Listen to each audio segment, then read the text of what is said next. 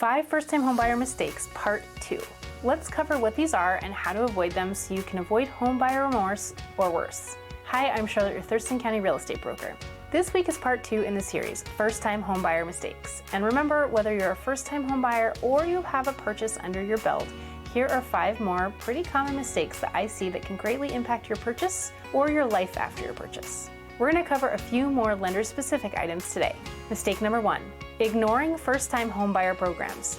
Did you know that we have several first-time homebuyer programs available in Washington? And there are quite a few. And if you've purchased before, did you know that you can actually be classified as a first-time homebuyer again under certain conditions? There are different types of down payment assistance or other first-time homebuyer programs, so make sure you're talking with your lender about these options. They may not be a right fit for you, but on the other hand, they could be what gets you into homeownership. Mistake number 2, ignoring government-backed loans such as FHA, VA, or USDA loans. Most people are likely familiar with conventional financing, but there are several other options. The first is FHA loans. These loans are backed by the Federal Housing Administration, which means that they protect the lender in case the buyer defaults. So they typically have a lower down payment and credit score requirement, and the offset is that you are required to pay mortgage insurance premium, or MIP. This is a fee that's included in your monthly payment.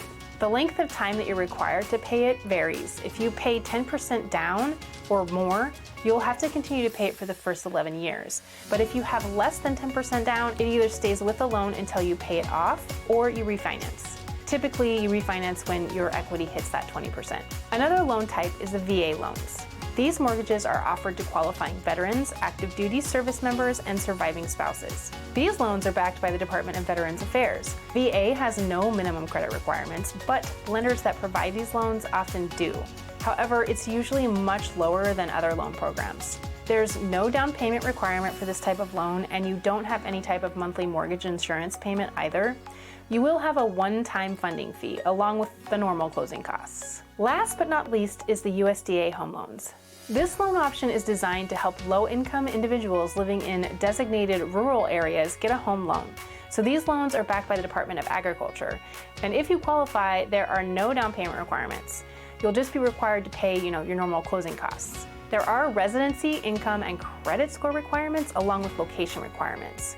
There is a map on the USDA's eligibility site which indicates if a home is eligible for the loan program. Mistake number 3, not lining up gift money. While Granny may have said 5 years ago that she's gonna go ahead and give you some money to help you pay that down payment, a lot can happen in 5 years.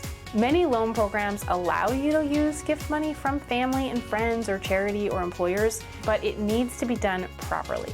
So this needs to be discussed with the parties involved in the gifting, so say Granny, as well as your lender to make sure that it's being documented properly and done prior to doing any home shopping. If not, it causes issues with your loan approval. So let's say that you're relying on Granny to provide you with that gift money and you get under contract, but for whatever reason, then she can't come through with the money. Now you can't close on the home and you're in breach of contract. So not only are you gonna lose out on the house, but you're also gonna likely lose your earnest money.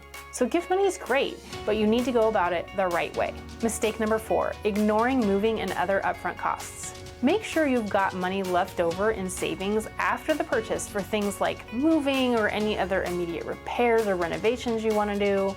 Also make sure that you have plans for other costs that come up prior to close, like inspections and appraisals, but also for things just after closing, like setting up utilities. You're also going to need to have funds to move. Even if you're not going to hire movers, which, say you're doing it yourself, you're likely going to need moving supplies like boxes and tape. So make sure you're thinking about all these other expenses. Mistake number 5, overlooking the hidden cost of ownership. Having a home can provide a lot of stability in a lot of ways. For example, a steady payment where, unlike your rent, it's not going up every year. But a lot of first-time home buyers don't realize that there's actually costs to homeownership. For example, you have property taxes and homeowners insurance and utilities. Don't forget things that you're not paying for when you're renting, like trash and recycling, things like this. But there is also just the regular maintenance and upkeep. For example, yearly servicing of the HVAC system to keep it in good working order, or winterizing your home, or spring landscaping upkeep. Also, at some point, you'll likely need to replace something, like a fence or a water heater, or something much more expensive like a roof.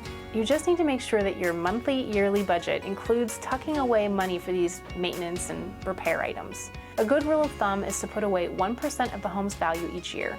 If you want my home buyer guide, which includes a checklist of all the things you need to get ready to buy a home, click the link in the description below. Okay, there you have it, part 2 of 5 in the series, First Time Homebuyer Mistakes. Stay tuned for part 3. Thanks so much for watching. I'll see you next time.